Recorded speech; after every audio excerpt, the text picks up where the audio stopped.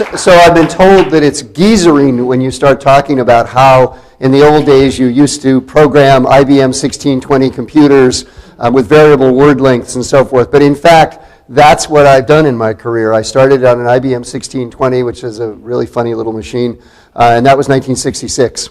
And then, as Marla said, I also was involved with, at that time, working on a CDC 6600, which was more or less a supercomputer of its time, and working on very large, badly scaled matrices and trying to invert them.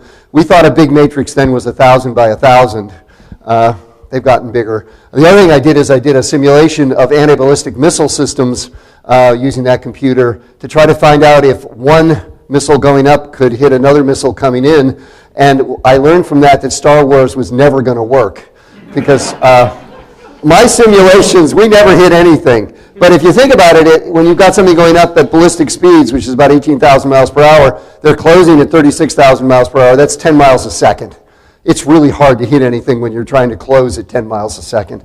Anyway, our simulations tried to deal with that. So I've had a long career in dealing with computers, programming. Fortran was my language of choice, and have gotten a little beyond that, but not much. So today I want to talk about the challenge of big data and data science, and I want to do, whoops, this worked a minute ago. Why is it, oh, I see. The screen is unhappy with me. Don't connect. Okay, now it's going to work. Yes, good. I want to do this. I want to talk a bit about nomenclature, which is all over the place in this area, and explore the meanings of big data and data science. I'm really going to come to the conclusion we don't have good language for describing what we're talking about. We really don't. I want to talk about the information age and put all of this in context, what's happening out there in the world and why it's so important and why data science is so important.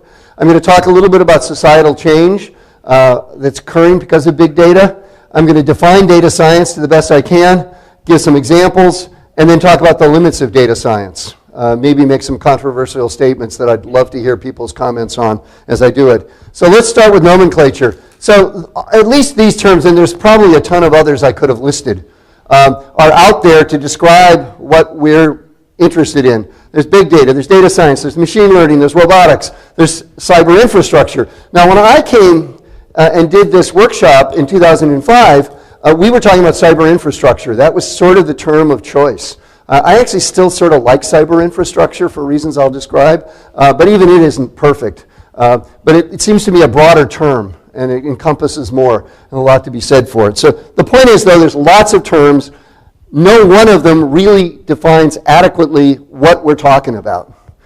This is the workshop we did. Francine Berman and I wrote it up. It analyzed the future of new technical innovations, and it came to 3 conclusions. It said that social, behavioral, and economic sciences, in that area, cyber infrastructure will make a big change in the way those sciences do their research. And I think that's been borne out without a doubt. We also said that behavioral, social, and economic scientists could help computer scientists design a functional and effective cyber infrastructure. And I still believe that's true. I think social scientists know a lot about institutions and a lot about mechanisms that are important if we're going to really make data science and cyber infrastructure work.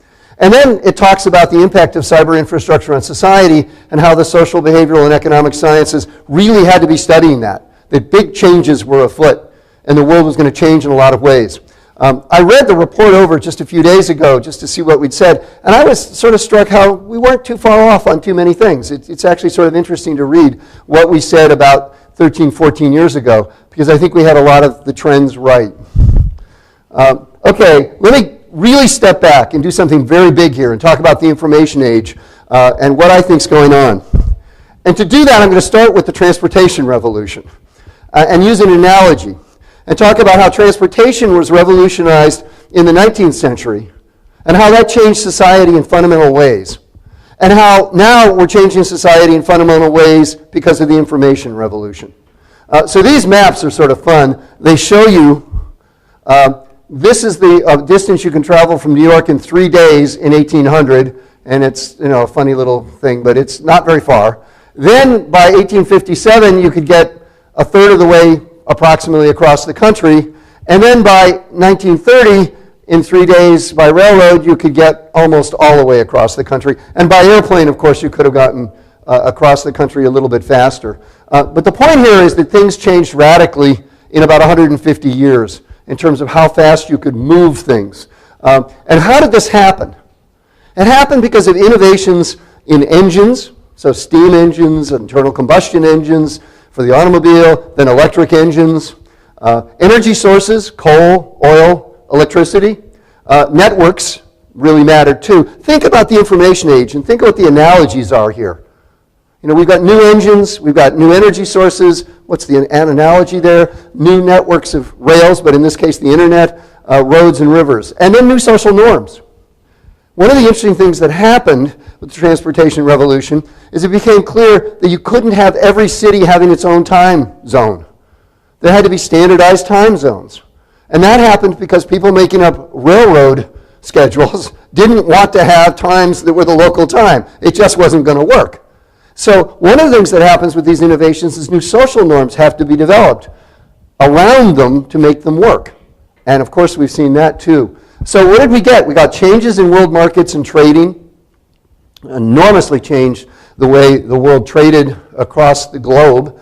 We got migration changes. People could move easier from one place to another. We had cities now with suburbs because you could actually get in from the suburb into the city through trolley or railroad. And then also industrial production changed. You could call this the Industrial Revolution. And then warfare changed. You got all sorts of new modes of warfare. The Civil War was a war in which for the first time railroads really figured prominently. And guns and equipment were moved all over the United States through railroads. And that changed warfare in really fundamental ways. So with that in mind, let's look at what's happened in the last 150 years in the information arena. We've got the telegraph, telephones, phonographs, cinema, radio, television, mainframe computers, personal computers, internet and World Wide Web, cell phones, and now smartphones. And I give the approximate dates when they were being disseminated. So what's interesting to me is I actually came in here. I can remember as a kid, not in the 20s obviously, but as a kid in the early 1950s, I still was listening to the radio because we didn't have a television. So it was Sergeant Preston and his Wonder Dog King that I used to listen to. And I have vivid memories of that wonderful experience. And so sort of half the period here I can remember, and I remember when we got our television. I certainly remember mainframe computers because I was early on working on mainframe computers and reading about them and learning about them, and then on and on. I still can't use my cell phone, by the way. And luckily I have people around who can help me with that, but nevertheless. So what's the information age about? One big thing is we've gone from analog to digital. Almost everything is digitized now, and I'll show you a picture of that in a minute. But it used to be things were analog, like phonograph players were really an analog thing where basically the bumping up and down of the stylus then was translated into vibrations that then was translated into the music. But now as we know, this is all digital. Another really important distinction is mass media versus point-to-point media. And so historically both developed. So the cinema was the first mass media, and the telegraph or the telephone were the first point-to-point media. So mass media is a case where something happens sort of more or less at a central location, and it's disseminated, maybe in theaters or something like that, but crowds of people come, and there's no interaction. You basically are passive with respect to the mass media. Point-to-point is where you call up and you can actually interact with somebody on a point-to-point basis. And then finally, the third thing is increased computational power. The ability of computers to do amazing things. When I was working on the CDC 6400, we had about 64K of memory. That's, yes, 64K of memory. And we had to do paging in and out of things to make sure that we didn't overflow our memory. And I remember spending many hours looking at how I was overflowing all the time with my programs, especially when I was writing machine language programs. So this is a really neat thing which shows you what's happened with the explosion of the amount of information and how it's gone from analog to digital. So it starts here in 1986, and these are estimates from various papers. This Hilbert and Lopez is a classic paper that was published in Science in 2011, where they come up with these figures. And just notice how it's just increased exponentially. It's amazing. But also notice how it's gone from having almost all analog storage to being now almost digital storage. And then, of course, you can talk about other aspects of it, too. It's not just storage. It's also computational power and so forth. So what do we get? We've gotten greater digitization, more point-to-point rather than mass media, and more information than people can handle. That's the other thing you can show if you sort of do calculations of how much information can the average person handle. We're way over information overload now. It's just really overwhelming, and that has got implications for how people choose the media that they attend to and what they know and what they don't know, and may contribute, for example, as I'll say a little later, to political polarization in America right now. Okay, so what are the four features, the four basic features? Volume is increased enormously. Many of you have probably seen this. The velocity is increased enormously. The variety is increased enormously. All sorts of information is now digitized. And then finally, more recently, it's become clear that veracity is a really important issue. We know that it's easy to come up with fake Facebook pages, with fake photographs, with all sorts of kinds of fake stuff on the web, and therefore veracity becomes increasingly important. So this is just sort of the physical features of what's happened. Just had this enormous increase in volume, velocity, variety, and veracity problems. Okay, here are the four trends that I think are really fundamental to understanding what's going on. And the first one, I use a terrible neologism I apologize for. I could have said digitization. Well, I sort of like datafication. Because what's happening is almost every event that occurs now, maybe not everyone, but many, many events that occur are digitized and datafied. They become data in some way or another. So you're walking down a street and there's a video camera. So you send a message to somebody, that's digitized. You do a search on Google, digitized. So lots of that's happening. And it's all digital again, too. The second thing is connectedness. We can link events in all sorts of ways, by name, increasingly by face recognition, by government identification numbers, place of residence, web address, DNA. So there's all sorts of ways to link data that we didn't have in the past. So it's not only that every event is being digitized, it's also that they can be connected with one another in ways we never could before. Then the third thing that I think is fundamental is the networking that's occurring. Networking is that people now can form networks on their own through their Facebook pages, through their Twitter hashtags, and a variety of other ways. And those networks are sort of self-created, self-mediated, and they're not quite point-to-point communications, and they're not mass media. There's something in between. And they're very important because they are self-mediated. They originate with a group of people, and they involve a group of people interacting often on a continuous basis. And then finally, computers author stuff in a way that they didn't used to. We used to think of what information was about as we wanted to get the information from one place to another in the most verisimilar way possible. And that was the goal of information transmission. You know, we wanted to make sure that the voice of the person here sounded like the voice of the person over here. But now we have computers which are actually authoring things. Like Google is a reference librarian for us. And so Google every day authors for most of us little reference librarian results, a little memo to us in the search that it comes up with. Also, but think of computer CAD kinds of design techniques. You put in a bunch of specifications and it can author for you some computer-aided design thing, be it a building or whatever else. And so I think this is a really important thing. And by the way, I got in trouble with somebody when I used this word. They said, well, you don't want to say authored. Because one of the defenses of a lot of the internet companies for what they're doing is they say, well, we're just like people, and we have the right to free speech.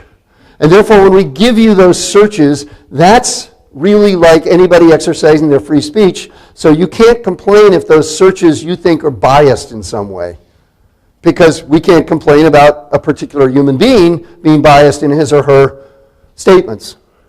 And so authoring is sort of a dangerous phrase here. I haven't come up with a better one, but note how immediately you've got this sort of legal problem. If, in fact, Google is authoring things and therefore its algorithms are sort of like people, then it's maybe protected by free speech and can sort of do whatever it wants.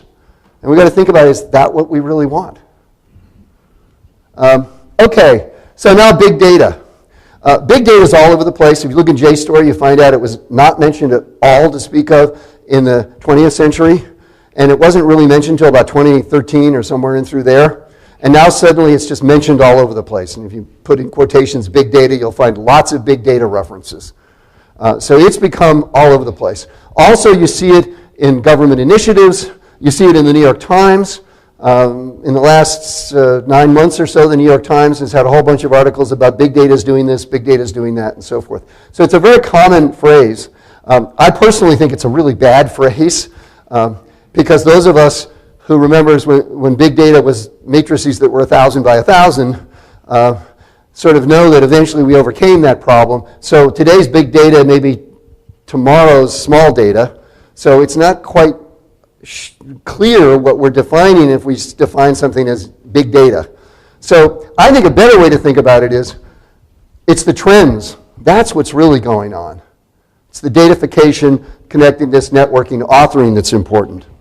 And I think a better term would be immersive data.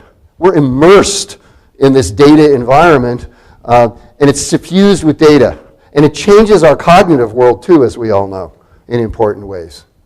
So that's the way to maybe think about big data. The trouble is there's no good word for these things. And I'm going to come back to the words issue. We don't really have a good description of what we're talking about here.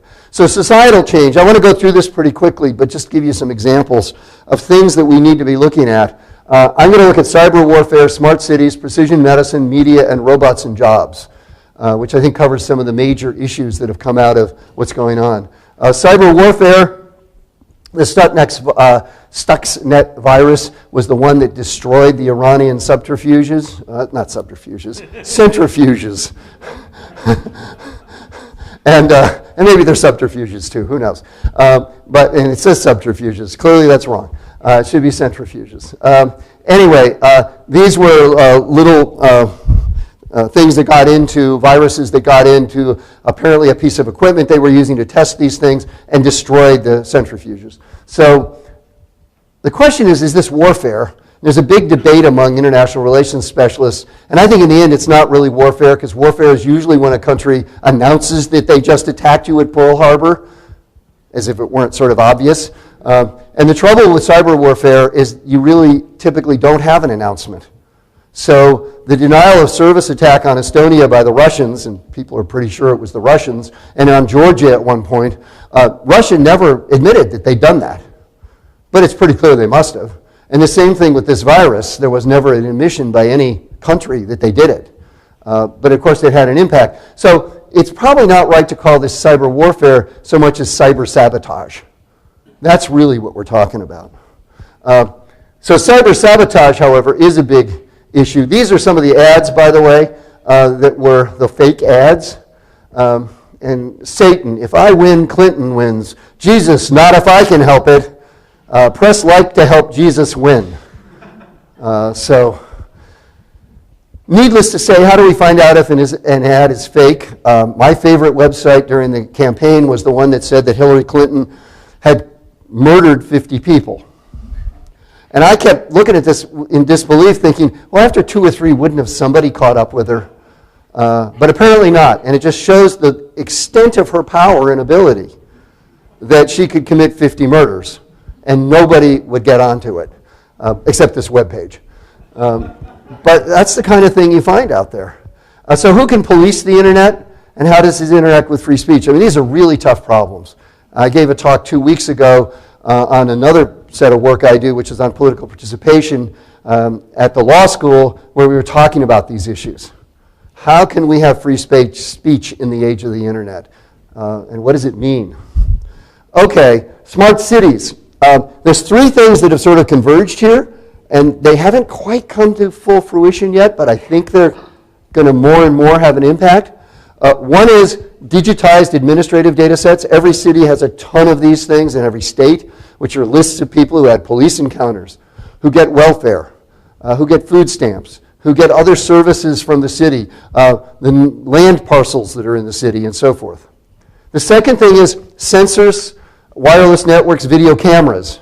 Cities more and more have these kinds of things. You can think of this as an Internet of Things kind of net. And that makes it possible to say, for example, control the traffic lights remotely. And you can look at the traffic map, you can figure out that the traffic's not working well, and if you just change the timing on the light, people can get through it quicker, and therefore the traffic will move faster. So we can do those kinds of things. And then there's internet data, such as Zillow or Street View or Yelp, which can be used to actually find out about cities in various ways. You can find out the current prices of various parcels of land. You can find out what people's evaluation is of the various retail and other establishments in the city. So you can put these data together and learn a lot about a city that we just couldn't learn before. Again, privacy. Can we optimize these systems, or is that a dangerous thing to do? We might have an optimized system, say, for traffic control, but if that system doesn't really have much robustness, it could be that an epsilon change will suddenly create a butterfly effect.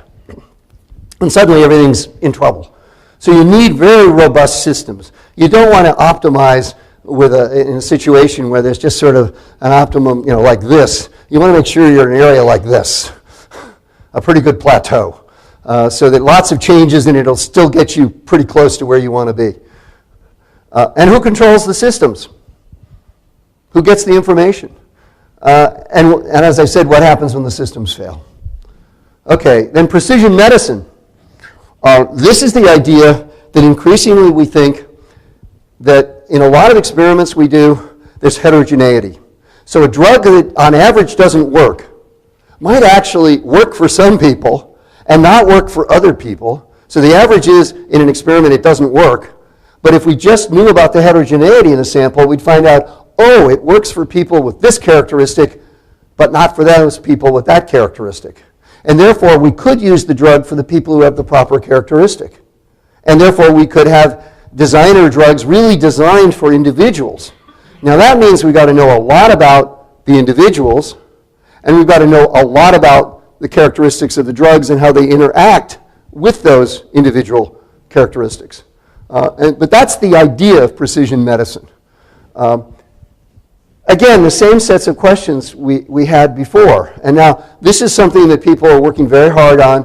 UCSF has a big program in precision medicine. They're one of the leaders in doing this, and it's very exciting. But it's not clear where it's going to go in terms of some of the issues I list here. And then finally, media and politics. We know that we've had problems with the media. And increasingly, we used to think of the media as something that was sort of more or less an elite game. And the mass public was sort of passive recipients of what the media did. That doesn't seem to be the case anymore. That more and more through these networks that people form, they're actually deciding who gets what information amongst themselves. And so it's not the old model with Walter Cronkite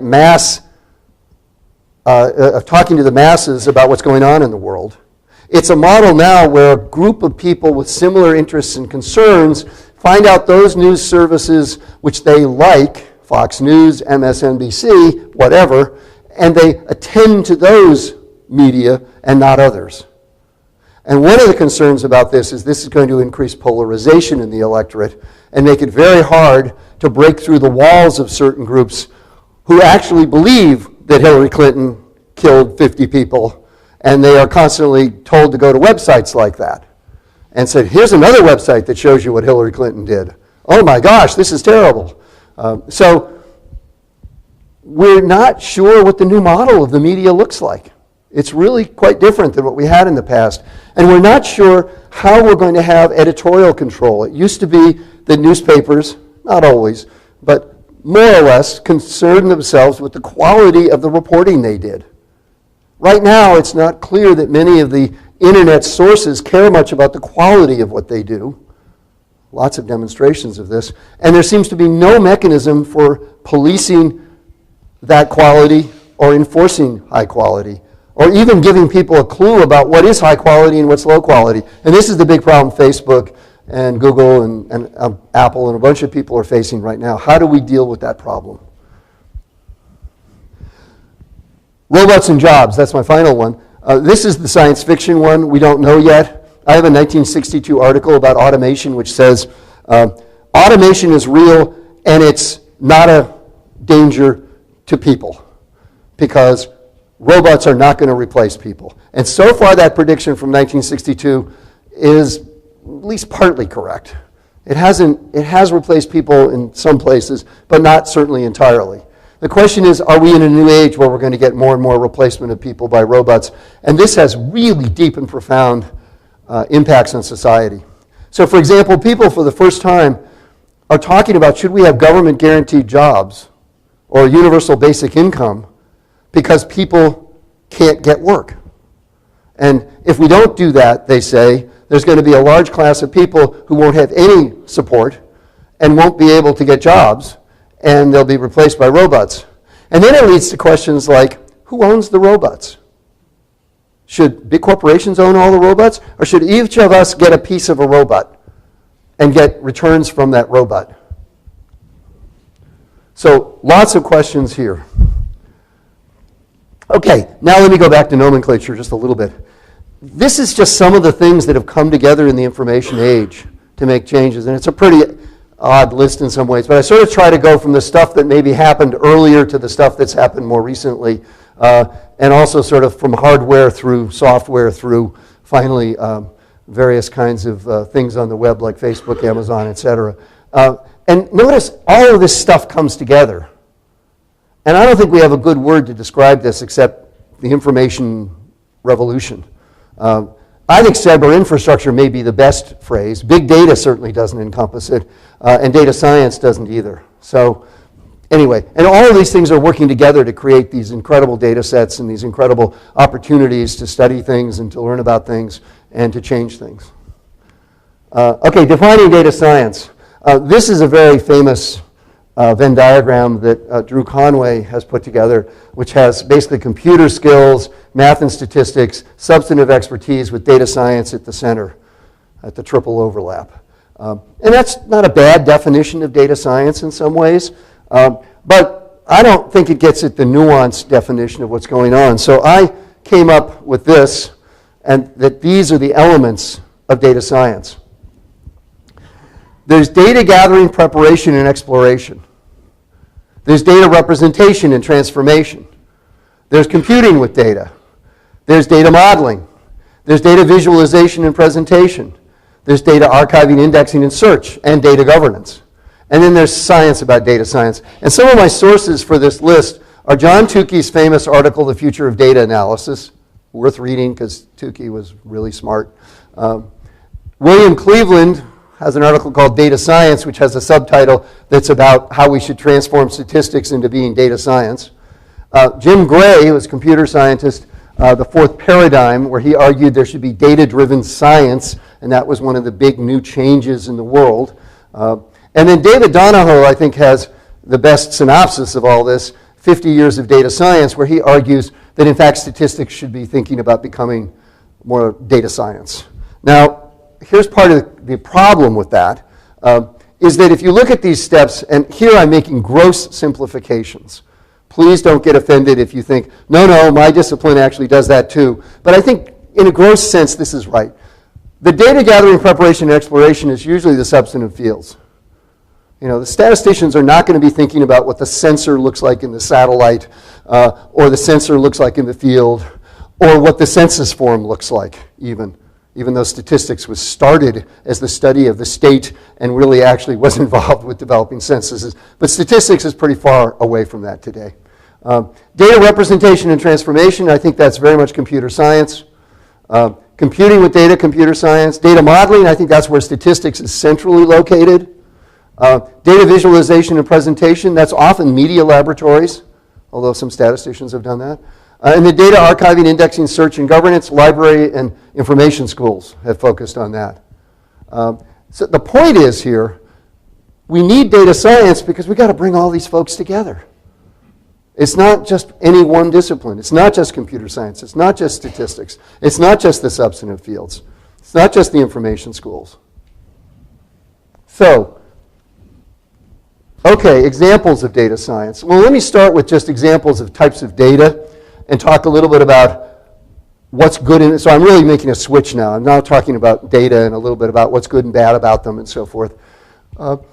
This is 4 kinds of data: administrative data, internet data, textual data, and then a sort of grab bag of sensor, audio, and video data. And what I do is list the good things and bad things about each kind of data. And the point here is to say that it's really cool that we now can get all these big administrative data sets, but they're not perfect. Same thing with internet data, same thing with textual data and the methods we use to analyze it, and finally the same thing with sensor, audio, and video data, which I could have done separately, but don't know enough about them to be really honest about it. The administrative I know very well, and the neat thing about them is they're the data of record. If you're studying people on welfare, the state list of everybody on welfare is the legal definition of who's on welfare. Not the survey you do where you ask, are you on welfare or not? And I've actually done comparisons of survey data linking names to the state data, and it's very interesting to see you get quite a bit of disparity in terms of reports of who says they're on welfare and whether the state data says they're on welfare. I see John Stiles here, who worked with me on these data and was involved in doing all this research. It's good to get these kind of data because they're often sensitive, hard to get data, like all police stops. That can be really a cool data set. What's bad? They often lack denominator data. They tell you who got a service, but not who was eligible for the service. So this is a big problem. They tell you who gave money to campaigns, but not how many people were able to give money to campaigns, especially of a given income group, which is often the statistic you want to know. You don't want to know that rich people gave money. You actually want to know what fraction of rich people gave money and what fraction of the total money they gave. Lack of demographics. These data sets often don't ask about education, and when they do, they get lousy data. And they don't ask about a lot of other characteristics. And often, in fact, even such simple things as race or ethnicity, we have to use, if we have it, the name of the person and infer from the name, Henry Brady is probably of Irish descent and probably therefore Caucasian. That's right, but it doesn't have to be. Low quality of some data. The rule here is if it's used for the business purpose, it's good data. If it's not used for the business purpose for which the administrative data set was designed, then it's probably lousy data. And there's the problems of privacy, getting these data and using them. Internet data, these are cool because you can get network data, you can get dynamic data, you can actually watch Twitter messages as say a protest is going along and people are tweeting to one another about what's going on in the protest. That is so incredible as data. I've used Twitter data from lobbyists. So it used to be if you wanted to know what lobbyists were telling their constituencies, you had to sign up often to become members of the National Rifle Association and then get their newsletter and finding out what they were saying and then code that. Now you can do this with tweets. You can find out what they're saying to their constituency. And you can add it time-stamped, dynamically, and in nice short form too. You know, their distilled version of what they're saying. Unobtrusive measures of culturally disapproved topics. So for example, there's a great study that was done of somebody who looked for the use searches in Google for a word that we all know that is a word that refers to African Americans, but that is not one we want to say publicly. And he did this study looking for how many people searched for that word, and then he got data on exactly where those searches occurred, geographic areas, related that to the voting in the 2008 election and the 2012 election, and showed that in those areas where there were lots of searches for this bad word, that you had a decline in voting for the Democrat, who of course in 2012 was Barack Obama. And it comes up to the conclusion that something like a 5% swing is what this person comes up with. Surveys suggest it's 3%, so it's in the range of other data sources, but it's an even bigger figure and maybe a more believable figure because you're looking at an unobtrusive measure. You're not asking people on a survey about who you voted for or why you might have voted for them. You're just looking at what happened in terms of searches that were made. So that's a really cool study. There's the problem of self-selection into platforms, missing data, problems of privacy. Textual data, much faster than human coding, large bodies of data. It's really an exciting frontier. Problem is the bag of words model, which doesn't really look at meaning. It just looks at what the bag of words is all about. And it works actually remarkably well, but it's not quite clear why. And it's a little worrisome that it doesn't seem to take into account what the meaning and the structure is of those words. And then the estimation methods that are used are often really touchy and difficult to tune, and often you really need a good training set to make it work. If you've got a lousy training set, you're not going to get good results. Sensor audio and video, often real time, so for police stops, we can have video data now. The trouble with the video data is it's very hard to code. We don't have good ways of coding those data, and indeed, a person who's done this research at Stanford, what she did is she took the audio portion of those video data, typed it up, and then had it hand-coded, and then did some machine learning with the hand codings, and then used that for audio results from other tapes, and has actually not used the video data to look at the quality and character of police encounters. And yet you would think it's the video data that you'd really want to look at, because that would really tell you a lot. But it's just really hard to figure out what to do with it. And then there's other difficult problems with these kinds of data. So these are cool, great things, but all of them have problems. This shows something that we did in 2002. John's nodding his head, he remembers, that we went to all 50 states, and I think we got a good number of them, and we asked them what of these data sets did they have electronically. So CPS is Child Protective Services, foster care, child care, et cetera. JOBS is a program to create jobs for people, train them for jobs. And we asked what percentage of them were linked, and that's what the numbers with the arrows are. And roughly this diagram shows you that things are more at the periphery are less likely to be linked with the central data set, which is the welfare and food stamps and Medicaid data. And then the percentages inside the circles are the percentage that linked them over time. So if you did this in a state and linked all these things and linked them over time, you've got a heck of a data set about people who are getting social welfare programs. And this is 2002, and so probably 20 years later now, almost, because we probably did the survey around 2000 if my memory serves, almost 20 years later, I'm sure there's a lot more of this kind of linking going on. And I want to just give you one example of something I did. This is called voting systems in Southern California. There were 5 counties with 5 different systems. There was reason to believe the Los Angeles optical scan system called IncaVote was a really bad system. And so what we did is we geocoded all the precinct data and all of the data on voting, and we looked for what are called lost votes. These are situations where somebody came to the poll, but for some reason it looks like they didn't vote. And that sometimes happens that people voluntarily don't vote, but typically, especially when you're looking at the top of the ticket, what it means is the machine swallowed your vote. And so what we did is we looked at the precincts on the border between LA and Ventura County, which had 2 different systems, and we tried to see if there was a discontinuity there in the percentage of lost votes, with the idea that if there was a discontinuity, it would suggest there was a problem with the Los Angeles IncaVote system. So this gives you the precincts that we looked at between LA and Ventura. This gives you the darker colors mean higher residual votes or lost votes. And this gives you the result. So over there to the left, you may be able to see that it really looks like there's a discontinuity. Let's focus in. That's that one area there. And there was really a clear statistical discontinuity between the precincts in the LA area and the precincts in the Ventura area.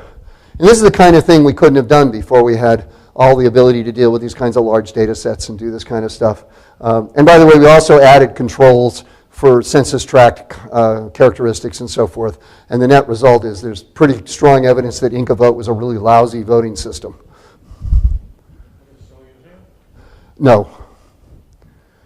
So let me just finish with the limits of data science. There are 4 things that data science might do for researchers. Help us form concepts. These are the basic things you teach in basic research and methodology. Form concepts, describe the world, do causal analysis, or do prediction.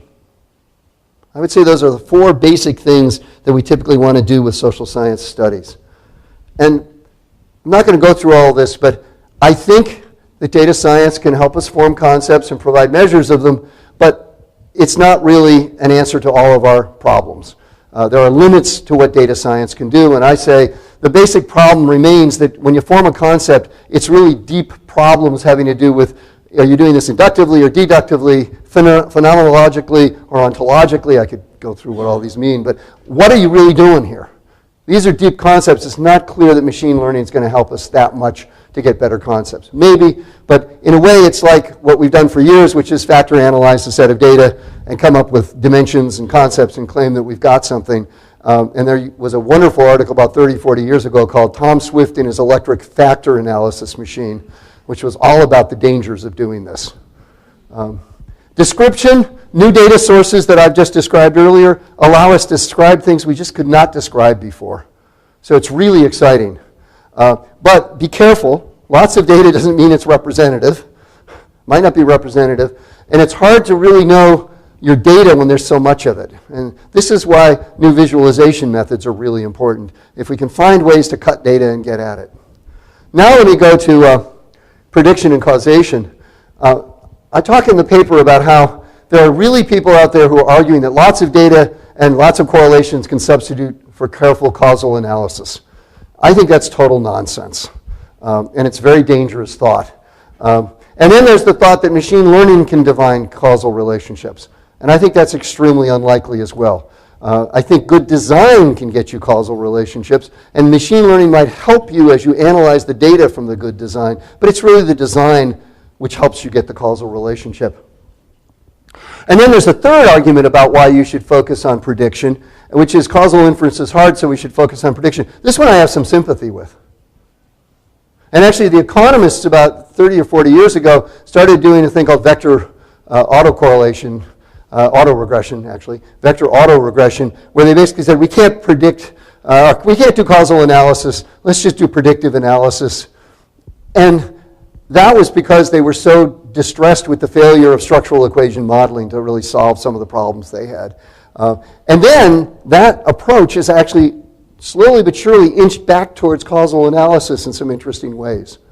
So there is an argument that maybe because causal analysis is so hard, you want to start with a lot of prediction and then inch your way back. And sometimes prediction is good enough, but I think ultimately causality is something that's not going to be solved by data science and the techniques that are being developed. Rather, it's going to be decided and solved by the problems, by the solution of good design. Okay, conclusions. Cyber infrastructure, so I'm going to use that word, because I don't know what word to use. Cyber infrastructure is changing the way we do science. I don't think there's any question about it. That's why we need bids. Cyber infrastructure is changing the world that is studied by social scientists, and I think there's no question about that. Social scientists and other domain scientists have to be part of the data science revolution because they bring skills and talents that are fundamental to the effort. The world will not be saved by algorithms alone. And in fact, algorithms without substantive knowledge can be very dangerous, I think. And then finally, social scientists can increasingly become designers of new social mechanisms. And that's going to be a really new step for social scientists. Economists have sort of led the way, but I now see political scientists doing this. And it's going to lead to a lot of interesting questions, including ethical questions about exactly how we should intervene or not intervene in the world. But it's a very exciting frontier because wouldn't it be cool if we could design a better way to run the internet so that in fact the information people get has some relationship to the truth? Or at least there's a red light that comes on when they get the 50 murders of Hillary Clinton. You know, be careful, this might be wrong. There might be just something incorrect about this. Doesn't seem quite right. And so that would be very helpful if we can figure out a way to do that. Thank you.